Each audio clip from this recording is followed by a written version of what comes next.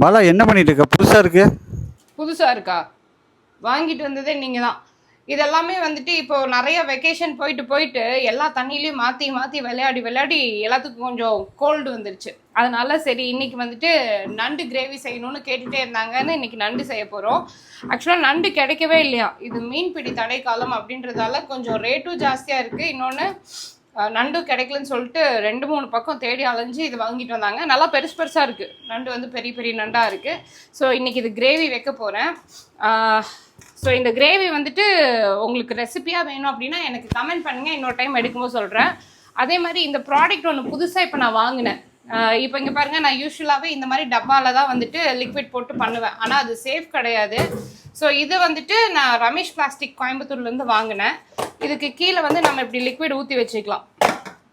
இந்த இடத்துல லிக்விடும் தண்ணியும் ஊற்றி மிக்ஸ் பண்ணி வச்சுட்டு இந்த இது இருக்கு இல்லையா, இப்படி வச்சு அமுத்திட்டு நம்ம வேணுங்கிற அளவுக்கு லிக்விட் எடுத்து தேய்ச்சிக்கலாம். ஸோ இது சேஃபான ப்ராடக்ட்டு, நல்லா இருக்குது. இங்கே பாருங்கள், இதை எடுத்துகிட்டு நம்ம இந்த இடத்துல இப்படி வச்சுக்கலாம். இது இனிமேல் நமக்கு வேண்டாம்.